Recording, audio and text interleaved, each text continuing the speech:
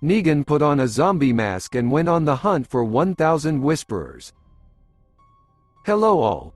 This is Jacobson and this is a brief retelling of the 11th and 12th episodes of the 10th season of the zombie series The Walking Dead. You can see the previous episodes at the links in the video description. As soon as this video gets 300 likes, I will release the next part. Also leave your comments, it will help promote the video. Have fun watching it. In the forest, Beta uses his knives to remove the bark from nearby trees to extract the juice that the Whisperers collect. Meanwhile, Alpha holds out a branch to Negan and orders him to whip her hand, and then does the same to him. Later, the Whisperers march with their horde, and Negan marches alongside her, now wearing his own Whisperer mask. At the hilltop, Eugene is looking for a music record, and Stephanie is discussing comets, noting that she noticed 3 last night. Stephanie asks how many comets Eugene has noticed, to which he replies that there are 4. Stephanie is a little annoyed that Eugene is in the lead and warns that it would be better if he did not count the satellites, saying that she recently saw one of them fall. Eugene realizes that the satellite she was observing is the same one that crashed near Oceanside at about the same time, from which Stephanie deduces that their groups are located relatively close to each other. Excited by this fact, Eugene informs that his group is in Virginia, and offers to meet face to face, leaving Stephanie to choose the time and place of the meeting. Stephanie reluctantly agrees to talk to her people, but asks Eugene not to do the same. Eugene promises to remain silent. Outside, Alden and Earl are building defenses on the walls of the hilltop when they notice a group of Alexandrians approaching, but neither of them recognizes Mary. When Earl asks Aaron about this, he replies that Mary is a former Whisperer who deserted, and that she wants to see her nephew, Adam. Earl immediately dismisses this assumption, not trusting Mary. Alden agrees with Earl, and Ezekiel finds Carol brooding at Daryl's former camp and offers to comfort her, even though she claims it's not necessary. At the hilltop, Kelly wants to join Luke's search party to save her sister, but Luke warns her against it, as she has an injured ankle.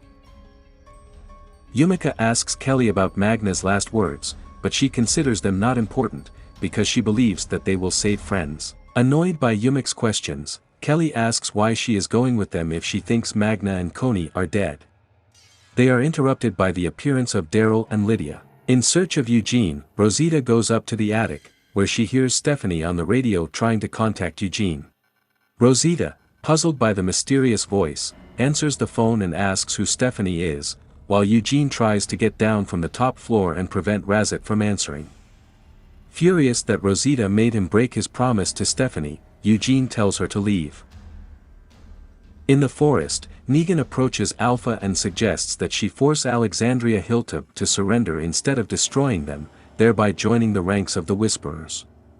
Alpha asks him to tell you more. Back at Hilltop, Yumika instructs Felix and Penny to contact them by radio as soon as they see the approaching Whisperers. Then she joins in the discussion of what needs to be done. Lydia thinks they should run, explaining that even if the explosion in the cave destroys half of the horde, the Alpha will still have thousands of walkers. Earl believes that the Whisperers can bypass them and go to Alexandria first, but Lydia denies this. Jerry wants to stay and fight, and Diane agrees with Lydia, believing that they can recuperate elsewhere. However, Earl is skeptical and believes that they will never find a place as good as the hilltop. Although Yumika points out that they are greatly outnumbered, Earl insists that fighting is the best course of action, and even if they will die for a place that means something. Aaron notes that there are children in the hilltop, too. Daryl agrees that he needs to get the kids out first, and instructs the others to pack up and regroup in Oceanside. When the children climb into the wagon, Judith expresses a desire to stay and fight, but Daryl quickly dissuades her. Then he notices Carol and Ezekiel arriving, but does not go to greet them. The caravan does not have time to go far, as it stumbles upon a checkpoint and discovers that Felix and Penny, the scouts they sent earlier, are dead. Daryl determines that this is one of Negan's tactics, and concludes that all other roads will also be blocked, which will make retreat impossible. The caravan returns to Hilltop, and Daryl informs the others about the situation. Luke offers to call for reinforcements from Alexandria, but Diana believes that neither Alexandria nor Oceanside will be able to reach them in time. Earl is confident that Hilltop is ready, and is trying to rally everyone for the upcoming conflict. Later, Iskil is preparing his armor when Carol knocks on his door. She notices the bumps on his neck, and although Ezekiel dismisses them as nothing, Carol advises him never to cheat. Ikiel mournfully admits that he wanted to tell Carol about his condition, once unexpectedly kisses him. Downstairs, Mary notices Adam and tries to talk to him, but is intercepted by Alden, who prevents her from doing so. Despite the pleas of the mayor's office and Aaron's attempts to reason with him, Alden remains adamant in his desire to keep Adam separate from the mayor's office. After sex, Ezekiel says it was fun, although Carol claims it was always great. And he jokes that he remembers him at least for something and notices that Carol has lost her sense of humor. Carol claims she just left it on the dresser in the kingdom before it burned down. Ezekiel says he left his pride there too. He then asks Carol if their meeting would have happened if they didn't think they were going to die tonight, to which Carol jokingly replies, "Wait, are we going to die tonight?" And the couple laughs. Outside the Hilton, Eugene is calibrating the electric fence when he is met by Rosita. She informs him that she has spoken to Gabriel and that everything is fine. Eugene asks if she told him about the board, but she says no. Rosita says that she thought Eugene would work on the radio, but he reports that there were no new broadcasts. Rosita assumes that Eugene likes the girl on the radio, but he believes that she will no longer talk to him after the previous fiasco. Rosita assures him that the girl likes him, and then unexpectedly offers Eugene to kiss her. He bends over, but in the end he can't get through it. Eugene notes how unusual it is to want to kiss someone he has never met, and Rosita finds it funny. She urges him to try to get Stephanie back. In the Hilltop, Lydia is tearfully looking at an engraving that Henry made for her, and Carol is sitting next to her. Carol vows to kill Alpha, but Lydia points out that it won't save them. Carol replies that she will be pleased and asks if Lydia will hate her then. Lydia coldly declares that she won't think about Carol at all. Carol laughs and thanks her for telling the truth. Outside, Luke and Kelly are setting up a defense when Yumika joins them and apologizes to Kelly for being an asshole. Kelly quickly forgives her, hugging her, and is sure that they will return Coney and Magna, because the assholes get their way. They are suddenly interrupted by dozens of rats running out of the bushes. Yumika quickly realizes that a horde is approaching and orders everyone to get ready. While everyone is equipping weapons and armor, Eugene is trying to get Stephanie to respond by singing the Iron Maiden band's Vens Bile TV Blow on the radio. After a while, Stephanie joins in, to Eugene's delight.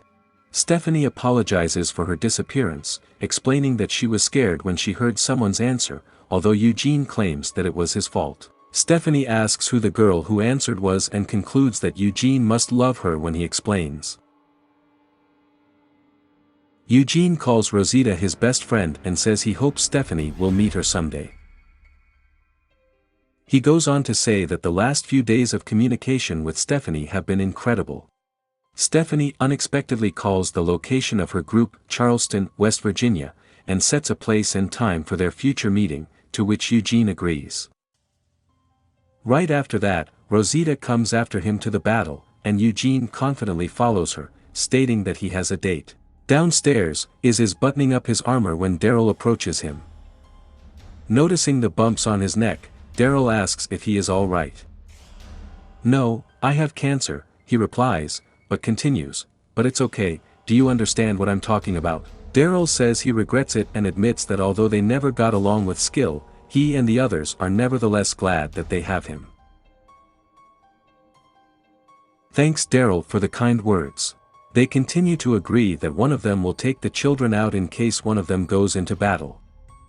When Keel leaves, Daryl notices Judith sitting on the couch and wonders why she's not with the other kids. Judith insists that she knows how to fight. Daryl says he knows she can, and apologizes for Judith seeing Felix and Penny's bodies earlier that day. Judith dismisses them as just walkers, of whom she has killed quite a few. Judith claims that she is not afraid, but she may be afraid for RJ, her mom and Daryl. Daryl assures her that there is nothing shameful about it, because she knows what she is fighting for. Judith tells me that she fixed the wing on Daryl's vest. Daryl thanks her for the gift and promises that if Keel is looking for her, she will go with him regardless of whether she knows where Daryl is. Judith, after some hesitation, promises, and they hug goodbye. On the street, Carol approaches Daryl and asks him not to hate her.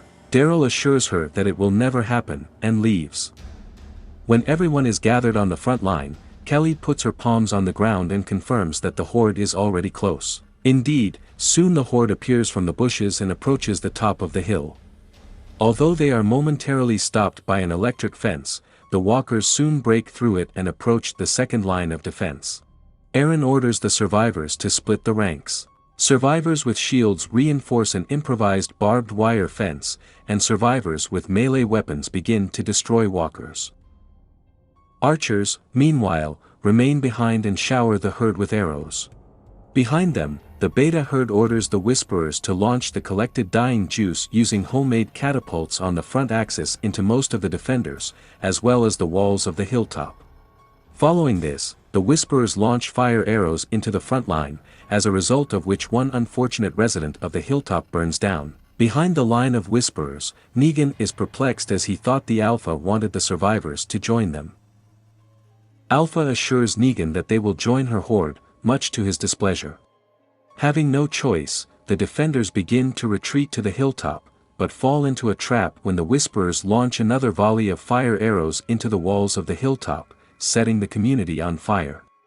The survivors retreated behind the walls of the hilltop, and the fire continues to spread, having already engulfed most of the house. On the walls, Carol fires several arrows at the herd, but to no avail. When the gates are lowered, the herd begins to pour into the hilltop, and the survivors are desperately trying to contain them. Earl and Alden use catapults to throw stones at the herd, and the Whisperers begin to attack the defenders, disguising themselves among the enraged walkers. Mary tries to convince Lydia not to participate in the fight, as she knows what the Alpha wants. Lydia assures her that she will never walk with her mother. And Ezekiel hurries the children to a safe place, but suddenly realizes that Judith is missing. Judith single-handedly deals with several walkers, but it turns out that the last walker was actually a Whisperer. Judith looks at her first living victim in shock until Earl picks her up. While fighting the walkers, Eugene notices that the fire is about to reach the attic of the house, so he frantically rushes inside to save the radio equipment, and Rosita runs after him. Despite successfully slowing down the herd, the survivors are stunned and forced to retreat after the defensive wall falls, letting the horde through the defenses. While Yumika fights off the walkers, she freezes in horror when she sees Magna covered in blood moving among the herd. However, Yumika quickly realizes that Magna is still alive and uses a trick with Guts to hide among the walkers. Explosions continue to shake the hilltop. After the battle, Negan finds a severely wounded survivor of the hilltop and puts him out of his misery by breaking his head. Alpha reproaches him for destroying the survivor's brain instead of plunging a knife into the heart. She then mourns all the walkers they have lost. Negan thinks they should enjoy the victory, but Alpha doesn't share his mood as she doesn't have everything she wants. Negan quickly guesses that it is Lydia and questions her, but Beta waves him off and swears to Alpha that he will find Lydia and bring her back. When Alpha turns to leave, Negan tries to follow her, but Beta blocks his path and orders him to gather the scattered walkers. Negan tries to control a lone walker, but he quickly gets bored and decides to kill him. When several more walkers approach, he prepares to control them, but notices Lydia limping in the distance and decides to follow her. Meanwhile, Aaron drags the unconscious Luke to safety and confronts Negan. Aaron is furious at Negan's betrayal and prepares to kill him, and Negan tries to explain that everything is not as it seems. Before a fight breaks out, the walkers who were chasing Negan appear and, making their way past Negan, head towards Aaron. Since the hatch is disabled, Aaron has no choice but to kill the walkers while Negan escapes. Further into the forest, Negan finally catches up with Lydia, and although she is glad to see him at first, her smile disappears when she notices the Whisperer mask he is wearing. She tries to attack him, but Negan disarms and restrains her. Elsewhere, Alden, Kelly and Mary are walking down the road while Alden tries to comfort a crying Adam. Mary offers her help, but Alden refuses her, warning her to keep her distance. However, in the end he reluctantly agrees, as he fails to calm Adam down. In the arms of the mayor's office, Adam quickly stops crying. After the trio sets up camp, Alden asks what Sister Mary's name was, and she replies that Frances. Mary reveals that Adam meant everything to Frances and laments that if she had to do it all over again, she would give her life for her sister to be reunited with Adam. Mary is suddenly alarmed by a noise coming from the forest, and she tells her companions that they need to leave. The trio successfully seeks shelter as more walkers appear, attracted by Adam's crying. Eventually they find an abandoned minibus and struggle to open the doors. While Alden and Kelly take shelter with Adam in the car, the mayor's office decides to stay outside and distract the walkers from them. She leads most of them to a nearby stream, where she kills her pursuers. She briefly enjoys her triumph, but suddenly gets stabbed in the stomach by Beta. Mary tries to resist and tears off part of Beta's mask in the struggle. This prompts the attacker to finish her off by dismembering her. Another Whisperer appears and recognizes Beta even before the apocalypse, noting that his voice is familiar to him. Beta cuts the Whisperer's throat to protect his real identity. Then he waits patiently for the mayor's office to come to life. However, as soon as she comes to life, she is shot down by an arrow fired by Alden. Beta runs away before Alden can shoot him too. Meanwhile, Carol, Yumika, Magna and Eugene are resting in the forest. While Eugene is desperately sorting through the few equipment he managed to save, the traumatized Magna tells Yumika about her experiences, explaining that she and Coney were looking for a way out of the cave, but separated when faced with the horde. Magna couldn't find Coney after that and doesn't know if she survived or not. Carol is about to leave, but is stopped by Yumika, who angrily shouts at her and even slaps her on the lips for her seeming indifference to Magna's fate. When Carol does leave, Magna criticizes Yumik's reaction to the situation, and then breaks up with her, and both women agree that everything is for the best and part amicably. When Carol is sitting alone, a walker slowly appears from under the ground and tries to grab her. Carol just watches it at first, but eventually stabs the walker. At this moment, she notices Eugene standing next to her, who wanted to offer his company after a quarrel between Carol and Yumika. Carol asks Eugene if he knows what it feels like, even though something is so strong that you make every effort to get it, which leads to anger at you, maybe even to the death of people, but you do not achieve anything. Eugene really confirms that this is the case. He explains that he has arranged a meeting with Stephanie, which he calls the most important in his life, but now he will not be able to go to her. Carol persuades him to go, to which Eugene smiles and tells Carol that he hopes she gets what she wants. When Eugene leaves, Carol discovers Lydia's staff lying on the ground. Daryl, Rosita, Dianari, Navila and some others get to the meeting place, where they should be waiting or with children. However, when they arrive there, they find that the house is empty, except for a lone walker. Navila desperately thinks about where her and Jerry's children are. Meanwhile, in another hut, Earl is looking after the children. He tries to cheer them up and gives them all water, after which he goes into the back room and closes the curtains behind him. Earl turns the table over and drives a spike into it. Once he's done, he rolls up his sleeves, exposing the bite wound. At this moment Judith enters and notices that Earl lied to them. Earl admits that he lied, but only to protect them. Judith is upset that Earl is planning suicide and offers to stay with him until the end so that he won't be alone. Earl assures her that he won't be alone, but with Tammy and Ken, and knows that Alden will take good care of Adam. He tells Judith how strong and brave she is, but adds that he needs her to protect other children from him. He asks her to go back to the other room and not approach him again. Judith briefly takes Earl's hand, and then leaves as she was told. Daryl and Jerry return to the ruins of the hilltop and find Ezekiel alive under the rubble and tells them that Earl has the children. Returning to the hut, Earl commits suicide by punching a thorn with his head, which he drove into the table. When the other children are asleep, Judith goes to check on Earl and discovers that he is dead, although he failed to string himself on a peg. When she approaches his body to examine it closer, Earl suddenly comes to life and grabs her. When Daryl and Ezekiel and Jerry approach the cabin, they are relieved to find that all the children are alive.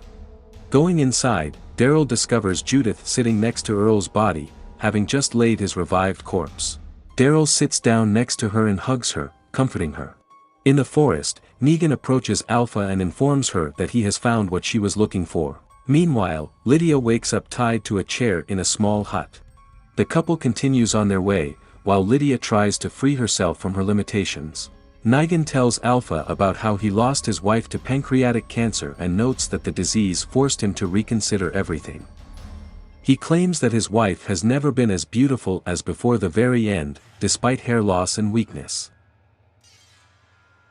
Alpha believes that Negan should be grateful, because death freed his wife.